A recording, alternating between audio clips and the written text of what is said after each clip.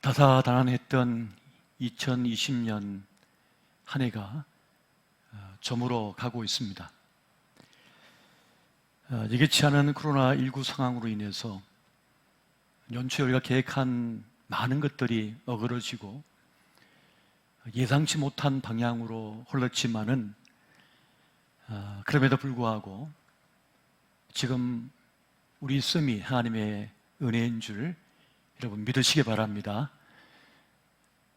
삶의 터가 흔들리고 지금도 지극한 혼돈으로 우리를 몰아가고 있지만은 하나님께서는 우리와 함께 하시고 특별히 임마누엘 은혜로 우리하고 동행하고 계십니다. 성탄 예배에 이어서 오늘 마지막 주일 예배, 또 송구영신 예배, 신년 예배를 비대면 예배로 드린다고 하는 이 사실이 참 당혹스럽습니다. 하지만 이것이 하나님께서 우리에게 허락하신 고난이라면 기꺼이 우리는 숙명으로 받아들이고 감내해야 할 것입니다. 주님 뜻 안에서 주어진 것이라면 하나님께서 악이라도 선으로 바꾸시고 비상한 은혜를 우리에게 주실 것이기 때문에 그러합니다.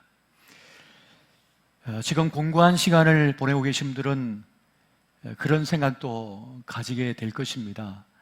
하나님은 어디에 계시는가?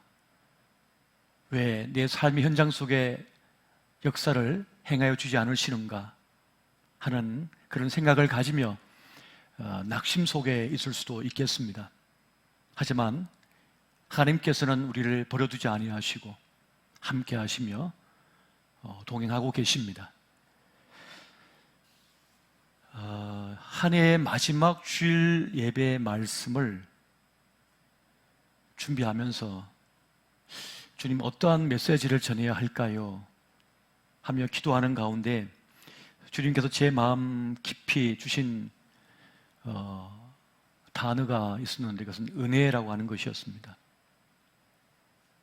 나에게 주신 은혜, 우리에게 주신 은혜, 지금도 함께 하신 은혜, 앞으로 우리에게 베푸실 그 은혜, 이 은혜라고 하는 단어가 저를 붙잡고 이렇게 한 주간 지내게 되었습니다.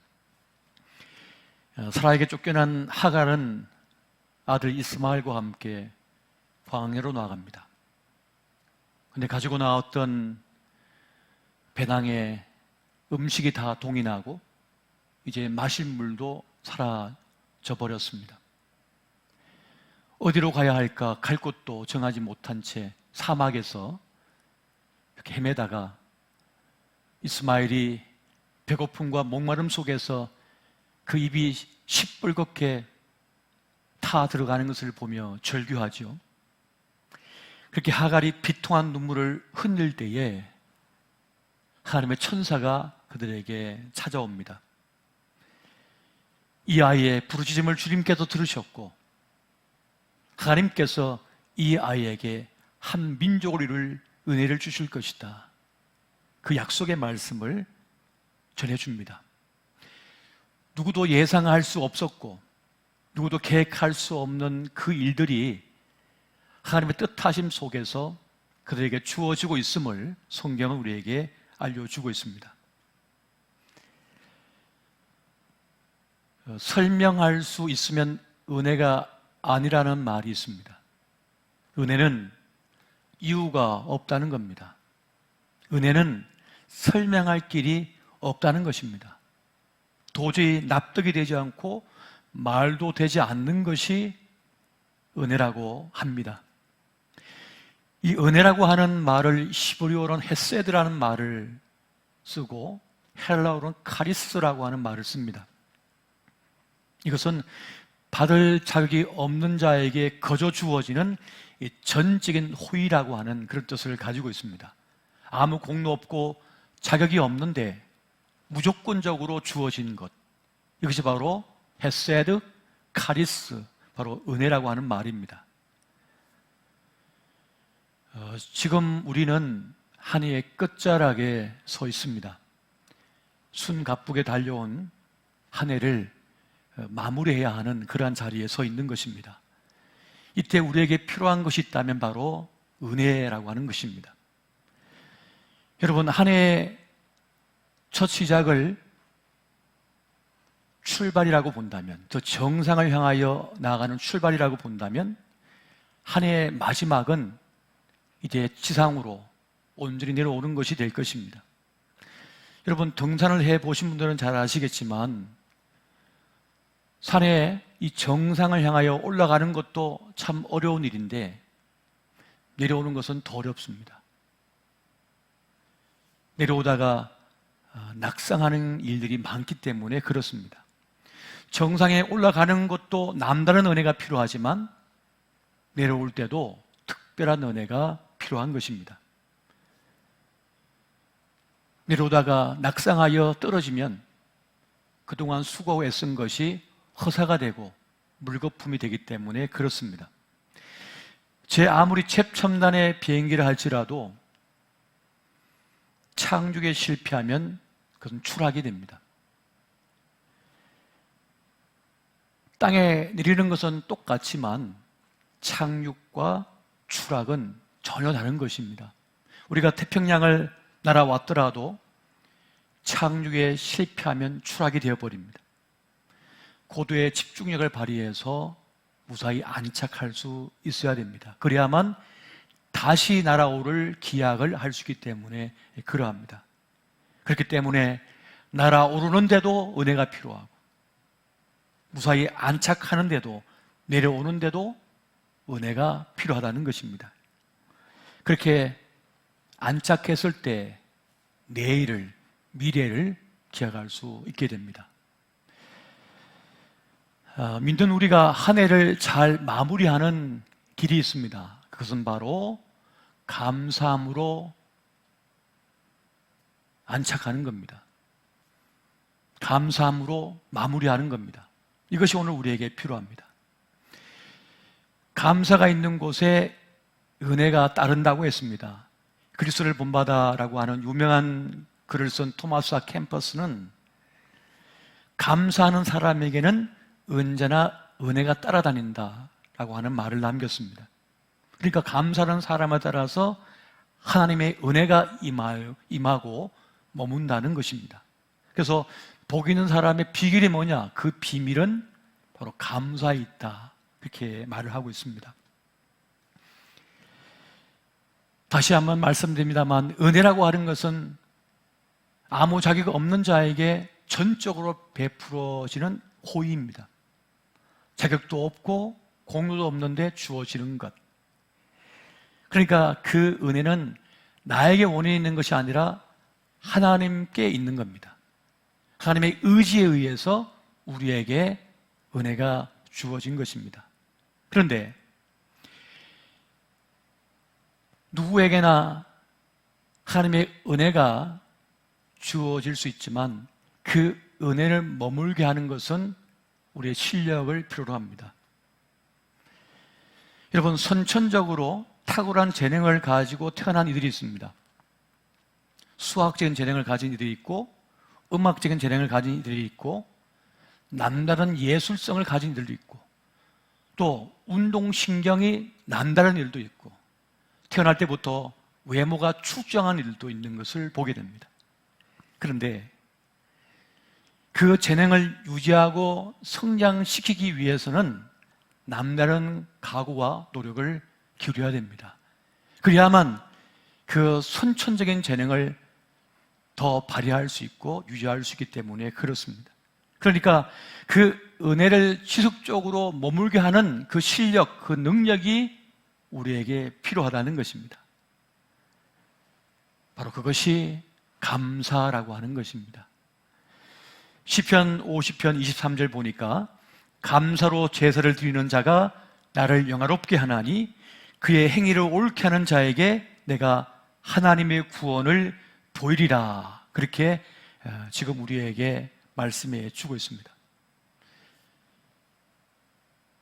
유대계 철학자인 발트 벤자민이라고 하는 사람이 있는데 그가 이런 말을 했어요. 역사라고 하는 것은 메시아가 언제든지 돌입해 들어올 수 있는 시간이다. 그러니까 지금 절망과 어둠의 시간을 보내고 있지만은 그 세상에 압도당하지 않고 굴복당하지 않을 이유가 뭐냐? 언제든 하나님께서는 은혜로서 내 삶의 현장 속에 개입할 수 있다는 거예요. 역사를 행하실 수 있다는 겁니다. 그 은혜를 아는 자들은 세상에 굴복당하지 않고 거기에 절망해서 낙담하지 않는다는 것이죠. 따라서 여러분, 은혜를 아는 사람들은 쉽사리 원망하지 않고 불평하지 않게 됩니다. 악담하지 않습니다. 왜냐하면 은혜의 개입을 믿기 때문에 그렇습니다. 내 인생이 저절로 된 것이 아니다. 어쩌다 보니까 흘러서 지금 내가 이 자리에 있는 것이 아니다. 주의 은혜로 된 것이다 라고 하는 것을 믿는 사람은 쉽게 불평하거나 원망하거나 낙담하거나 낙심하거나 자기 비애에 빠지지 않는다는 것입니다. 그러나 많은 이들이 원망과 불평에 빠져들거나 그것을 선택하는 것을 보게 됩니다. 왜 그럴까요? 원망과 불평이 내 마음을 편하게 만들기 때문에 그렇습니다. 남에게 책임을 돌릴 때 그 책임의 고통에서 벗어날 수 있기 때문에 그렇습니다. 그리고 이 원망과 불평은요, 습관성이에요. 이것은 중독성이 있습니다. 자신의 처지와 상황에서 회피할 수 있기 때문에 그렇습니다. 그리고 굳이 십자가를 지지 않아도 돼요. 그 짐을 짊어지지 않아도 됩니다. 그래서 많은 이들이 원망 속에, 불평 속에 빠져드는 것을 보게 됩니다. 근데 문제는 원망은 원망을 낳고 불평은 불평을 낳는다는 것입니다. 여러분, 원망이라고 하는 것은, 또 불평이라고 하는 것은 그리스도인들의 단어가 아닙니다. 그건 하늘 언어가 아니에요. 감사가 하나님 나라의 언어입니다. 여러분, 고린도전서 10장 10절부터 12절 말씀 보면 이렇게 말씀해요. 그들 가운데 어떤 사람들이 원망하다가 멸망시키는 자에게 멸망당하였나니 너희는 그들과 같이 원망하지 말라. 그들에게 일어난 이런 일은 본보기가 되고 또한 말세를 만난 우리를 깨우치기 위하여 기록되었느니라. 그런즉 선줄로 생각하는 자는 넘어질까 조심하라. 원망하다가 멸망당한 이들처럼 원망의 노예가 되지 말라는 거예요. 원망의 불평에 발목 잡히지 말라는 겁니다. 우리 감사로서 내 삶을 새롭게 해 나가라는 거죠. 여러분, 살다 보면 억울한 일도 많고 분노할 일도 많고 슬픈 일도 많고 절통할 일도 참 많습니다만 내 원망과 불평의 마음을 감사의 보자기로 쌓아버려야 된다는 거죠. 감사를 선포하고 감사의 고백을 하면서 그것을 넘어설 수 있어야 된다는 겁니다. 왜? 더 큰 은혜가 나에게 있는 것임을 믿고 감사를 선포할 수 있어야 된다는 겁니다. 그렇게 우리가 감사를 선택하면 우리 삶의 현장 속에 기적을 경험하게 됩니다. 하나님의 은혜가 임하게 되고 사람을 얻게 됩니다. 하지만 내가 원망과 불평을 선택하는 순간 하나님과는 멀어지고 주변의 사람들은 하나둘 떠나가기 시작합니다. 외톨이가 되는 거예요.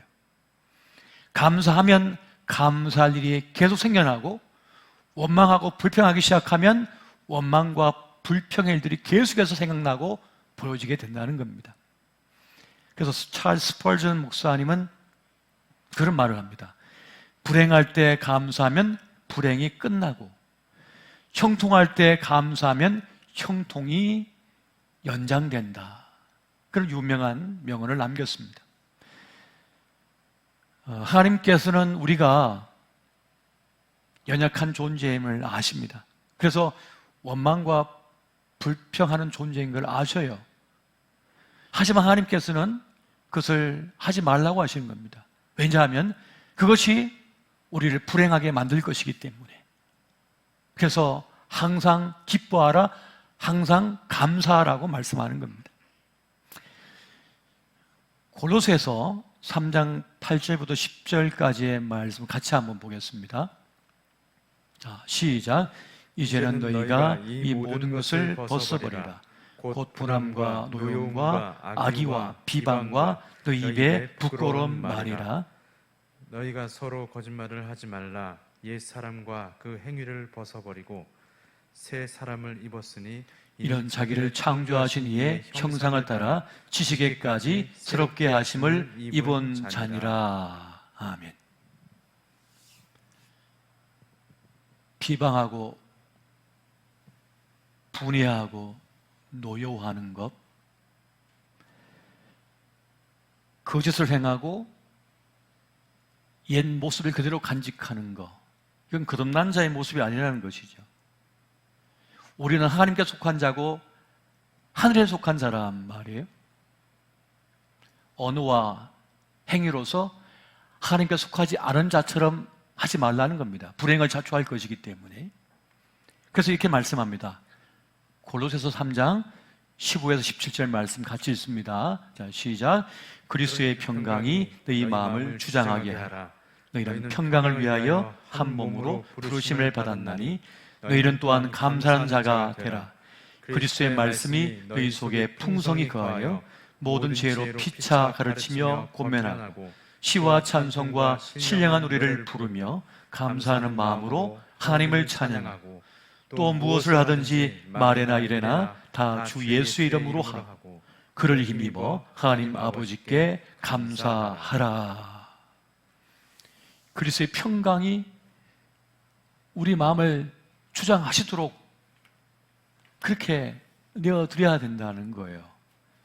무슨 말입니까? 내 판단과 내 지식으로, 내 눈으로 내 삶의 주변에 일어나고 있는 일들을 다 섣불리 판단하지 말라는 거죠. 하나님께서 함께 하심을 보라는 겁니다. 그렇게 영적인 눈을 떠서 보게 되면 감사를 하게 될 것이란 말입니다. 그리고 하나님께 감사의 제사를 올려드리고 영광을 돌리라는 겁니다. 여러분, 안간힘을 써봐도 상황은 바뀌지 않고 여전히 암담할 때가 있습니다. 도무지 미래가 보이지 않아서 한숨이 절로 나오는 거죠. 일거의 모든 일이 한 번에 해결되면 좋겠는데 하나님께서 일거의 것이 해결되도록 하지 않으시고 여전한 고난 속에 우리를 있게 할 때가 많다는 겁니다.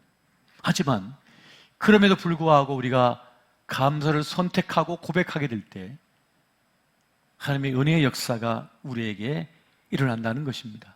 오늘 본문의 말씀, 이 룻기에 등장하는 나오미와 이 룻의 스토리는 하나님의 은혜가 어떻게 역사하는지 우리에게 자세하게 알려주고 있습니다.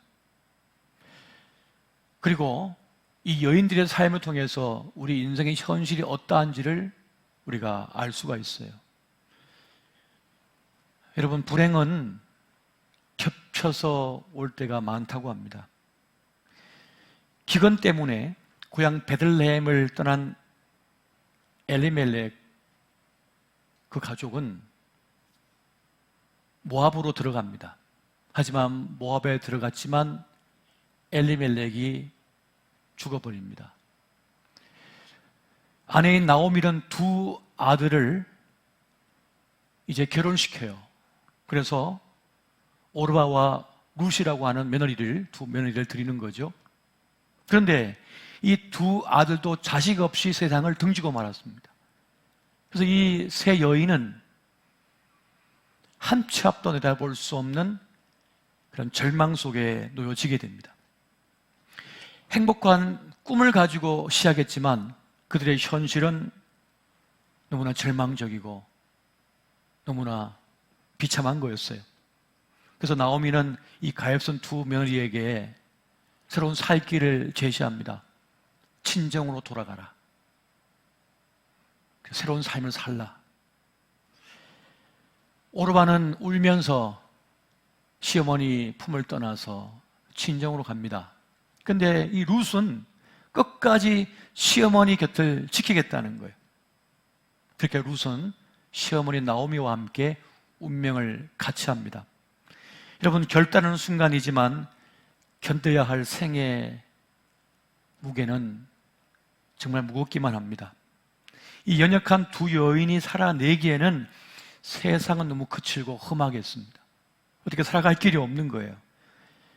그렇게 나오미와 룻은 나오미의 고향인 베들레헴으로 돌아오게 됩니다. 빵집이라고 하는 뜻인 베들레헴. 하지만 이 두 여인을 위한 빵은 없었습니다. 어떻게 살아가야 될까요? 여러분, 우리가 살면서 깨닫는 것이 있습니다. 그것은 누구도 고난을 면제받는 사람은 없다는 겁니다. 누구도 인생 흉년에서 벗어날 길이 없다는 것입니다. 누구든지 그걸 통해야 되는 거예요. 통과해야만 됩니다. 문제는 이 인생 흉년을 어떻게 대응하고 맞아들이느냐에 달려 있습니다. 살다 보면 경제적 흉년을 만날 수 있습니다. 전에는 잘 되었었는데 어느 순간 사업이 안 되고 직장이 위기에 처. 전에는 먹을 것이 풍성했는데 이젠 다 빠져나가는 거예요. 인간과의 관계에서 흉년을 맞을 수도 있습니다. 전에는 주변에 사람들이 많았지만 시간이 지나면서 이런저런 일들 때문에 하나둘씩 떨어져 나가요. 배신을 당하기도 합니다. 신뢰관계가 깨어지기도 합니다. 그래도 건강만큼은 자신 있다고 생각했는데 어느 순간 내 몸이 이곳저곳 고장이 나기 시작합니다. 그렇게 우리는 인생 흉년을 만납니다. 그런데 이것보다 더 무서운 일이 있어요. 더 무서운 흉년이 있습니다. 그것은 바로 신앙의 흉년, 믿음의 흉년인 거예요. 어느 순간부터 기도가 안 되는 거예요. 말씀을 읽을 수가 없어요. 한 줄도 제대로 읽을 수가 없어요. 눈에 들어오지 않는 거죠. 예배를 드리지만 예배의 은혜가 느껴지지가 않습니다. 교회가 점점 멀게만 느껴지는 것입니다. 그래서 하나님을 향한 신뢰와 믿음이 점점 약해져 가요. 신앙의 불이 꺼져가고 있는 것이죠. 그런데 여러분, 하나님께서는 우리 인생의 흉년에 대해 귀한 은혜를 준비하십니다. 캄캄하지만은 주님께서 나를 위하여 예비해 두신 그 길이 있음을 깨닫게 됩니다. 문이 다 막혀 있다고 생각했는데 주님께는 의외의 길을 나를 위하여 예비해 주시고 준비해 주셨다고 하는 사실을 깨닫게 됩니다. 그렇게 하나님의 귀한 은혜는 고난의 현장 속에서 깨닫게 되어지고 발견할 때가 참 많습니다. 여러분, 우리를 위기에 빠뜨리는 것은 문제이지만 사실은 그 문제 자체이기보다는 그 문제를 어떻게 내가 대응하고 그것을 맞닥뜨리느냐, 어떻게 해석하느냐, 어떤 태도를 보이느냐에 달려있는 것을 볼 때가 참 많습니다. 어차피 일이 안 일어나면 참 좋겠지만은 그런 일은 없습니다. 인생은 문제 연속이거든요. 어려운 문제를 만나고 어려운 사건을 만나고 납득이 되지 않는 그런 일들을 만나게 됩니다. 그런데 이것을 어떻게 해석하느냐, 어떻게 대응하느냐, 이것이 관건이라는 것이에요. 오늘 본문의 말씀을 보면 룻과 나오미는, 특히 나오미는 인생 흉년의 자리에서 하나님께로 돌이킵니다. 하나님을 떠났던 이 여인이 주님께 회개하고 돌아옵니다. 여러분, 우리의 삶의 새로운 길이 열리는 자리는 하나님께 돌이킬 때 일어납니다. 회개할 때 일어나는 것이에요. 우리가 주님께 돌이킬 때, 주님을 향할 때, 은혜의 보좌 앞으로 나아갈 때 우리의 삶에 새로운 돌파구가 일어나게 되는 것입니다. 여러분, 한 해를 매듭짓는 이 자리에서, 마감하는 이 자리에서 여러분, 주님 앞에 회개할 것이 있으면 회개하십시오. 하나님과 사람에게 지은 죄가 있다면 말이나 행동이나 어떠한 것으로 인하여 내 인생을 어둡게 한 것이 있다면, 그림자를 만들었다면 회개하셔야 되는 거예요. 문제를 더 이상 만들지 마시고 확대하지 마십시오. 추락하는 인생을 만들지 말아요. 그래서 멈추고 주님 앞에 회개하고 돌아와야만 됩니다. 여러분, 나오미와 룻은 살아갈 길이 막막하고 의지할 곳 하나 없었지만 하나님께서는 이 두 여인을 위하여 은혜를 예비하셨습니다. 여러분, 내 인생이지만 내 인생의 향방이 어떻게 흘러갈지 모를 때가 많잖아요. 내 몸이지만 내 몸을 다 몰라요. 내 자식이지만 내 자식을 다 모릅니다. 내가 세운 사업체지만 어떻게 될지 알 수가 없는 거예요. 한 치 앞서 내다볼 수가 없습니다. 그런데 하나님께서는 이 두 여인에게 하나님의 비상한 은혜를 부어주십니다. 그것은 뜻밖의 인물인 보아스를 통하여 그 은혜를 부어주십니다. 어떻게 그 은혜가 임하여졌는지 보아스의 말을 통하여 알려주고 계셔요. 여러분, 룻기 2장 우리 10절부터 12절까지 우리 한 절씩 보시고 12절은 같이 보겠습니다. 룻이 엎드려 얼굴을 땅에 대고 절하며 그에게 이르되 나는 이방 여인이거늘 당신이 어찌하여 내게 은혜를 베푸시며 나를 돌보시나이까 하니, 보아스가 그에게 대답하여 이르되 내 남편이 죽은 후로 내가 시어머니에게 행한 모든 것과 내 부모와 고국을 떠나 전에 알지 못하던 백성에게로 온 일이 내게 분명히 알려졌느니라. 다 같이 여호와께서 내가 행한 일에 보답하시기를 원하며 이스라엘의 하나님 여호와께서 그의 날개 아래 보호를 받으러 온 내게 온전한 상 주시기를 원하노라 하는지라. 하나님의 은혜가 어떻게 주어집니까? 아무리 수고했는데도, 그렇게 애쓰는데도 헛된 일이 될 때가 많은데, 내가 뿌리지도 않고 내가 가꾸지도 않는데 나에게 값없이 주어진 기회와 일들이 그렇게 일어납니다. 은혜인 것이죠. 어떻게 일이 일어났는가?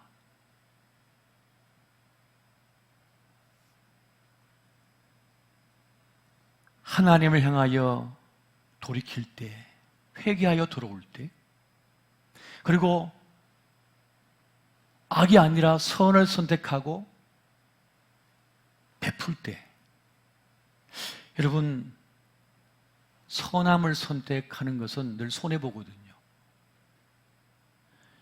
양보하면 죽을 것처럼 생각하는 게 요즘 세상이잖아요. 절대 손해 안 봐. 근데 룻은 자기 인생 새로운 사랑 만나가지고 살면 되는데 이 늙은 시어머니를 지키겠다고 고난의 현장 속으로 들어왔습니다. 뭐 얻을 게 있다고 손해밖에 더 보겠어요? 그런데 사랑을 선택하고 선을 선택하고 돌봅니다. 이것이 하나님께서 은혜를 베푸신 이유라고 보아스의 입을 통하여 지금 알려주고 있는 겁니다. 여러분, 고난은요, 우리의 믿음을 흔듭니다. 견고해 보였던, 탄탄해 보였던 우리의 신앙을 흔들어 버려요. 그렇게 우리의 신앙을 고난이 와서 흔들어 버리면 두려움이 음습해서 극단으로 가게 됩니다. 내가 가장 두려워했던 것, 내가 가장 겁나했던 것이 상상으로 나타나기 시작하면서 나를 극단으로 몰아가 버립니다. 평소 그 사람이 가장 약했던 부분, 가장 두려워했던 부분, 공포스럽게 여겼던 그것이 마치 일어날 것처럼 두려움이 엄습해요. 그래서 그의 가진 가장 평소에는 잠겨져 있던 것이 고난이 와서 흔들어 놓으면 드러나게 됩니다. 사랑받지 못함이란 상처가 있는 사람은 사랑에 분노를 하고, 인정받음의 약점을 가지고 있는 인정받지 못한 것 때문에 분노하고, 평소 돈 때문에 늘 염려와 걱정거리가 있던 이들은 돈 문제가 조금만 촉발되어지면 폭발을 해버려요. 마치 내 인생이 끝난 것처럼 느껴지고 하나님께 버림당한 것처럼 느껴지게 되는 것입니다. 그렇게 고난은 우리의 믿음을 흔들어 버려요. 그런데 여러분, 그러한 때 우리는 말씀과 기도의 자리로 들어갈 수 있어야 합니다.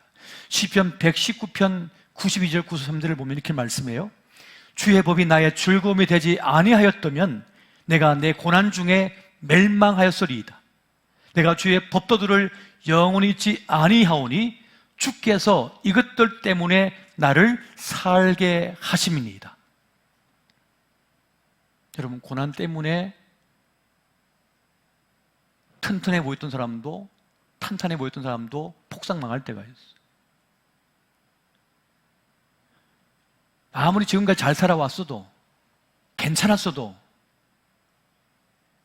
새롭게 다가온, 겹쳐서 다가온 고난에 완전히 찌그러질 수가 있는 겁니다. 하지만 주의 말씀이 나에게 있을 때 그 고난 중에 멸망하지 않고 버틸 수가 있게 되는 거예요. 견딜 수가 있게 되어지는 것입니다. 주께서 이것들 때문에 나를 살게 하심이니이다. 주님께서 살게 하시려고 우리에게 말씀을 부어주시고 말씀으로 이끄시는 거예요. 또 여러분, 우리가 정말 힘겨울 때는 주님 앞에 엎드릴 수가 있어야 됩니다. 3세기 사막의 교부들은 단숨 기도라고 하는 것을 했습니다. 단숨 기도는 주여, 아버지, 은혜를 주소서라고 하며 단숨에 기도하는 거예요. 여러분, 정말 힘들면요, 기도가 잘 안 나와요. 그냥 주여 살려주세요, 아버지 하고 구할 수밖에 없는 겁니다. 그런데 시편 34편 4절 보니까 내가 여호와께 간구하매 내게 응답하시고 내 모든 두려움에서 나를 건지셨도다 합니다. 우리가 기도할 때 그 고난의 실체를 보게 만들고, 기도할 때 그저 이길 힘이 생기게 되고, 기도할 때 살 길이 보이기 시작하는 거예요. 그럼 맨정신으로는 보이지 않았어요. 느끼지 못했어요. 그런데 우리가 말씀과 기도로서 무장하고 주님 앞에 나아갈 때 신비하게도 그 문제를 이길 힘이 나에게 생겨나게 되는 것입니다. 그리고 하나님의 비상한 은혜가, 그 은혜가 우리에게 다가오게 되는 것이죠. 여러분, 한 해를 마감하는 이 시간 며칠 남지 않았습니다만 잘 안착할 수 있도록, 잘 매듭 지을 수 있도록 한 주간 특별 새벽 기도의 시간이 준비되어져서 여러분들을 초청하고 있습니다.